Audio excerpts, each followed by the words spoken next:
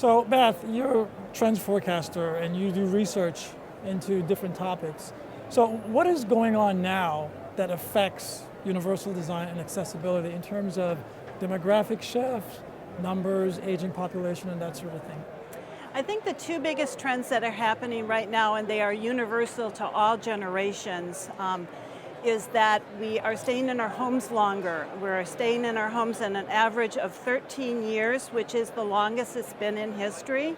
And then the consumers also spending more time in their homes. So both of those trends tells us that the consumer today is looking for their homes to work harder for them and work smarter. Their expectations of what their homes are to them have become more important to them.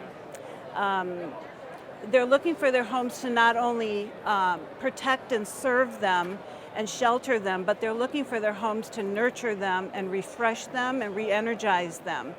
We're starting to put attributes to homes such as retreats and oases and refuges and hives and sanctuaries. And today's consumer really is looking for that respite from the busy, noisy 24/7 work day situation.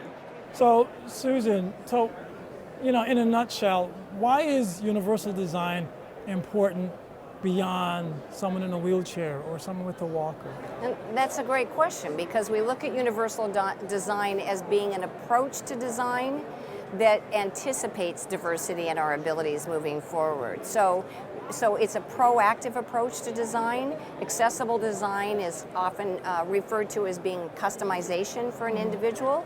So it's very important if we can be preventative medicine, if you will, for the home, and look at universal design being integrated at the beginning. We won't see as many modifications and remodels to customize something afterwards. So in theory then, a universally designed house would benefit someone who's perfectly healthy and young. Absolutely. Okay. It's seamless. So give me some features that might be included in a universal design kitchen or bathroom.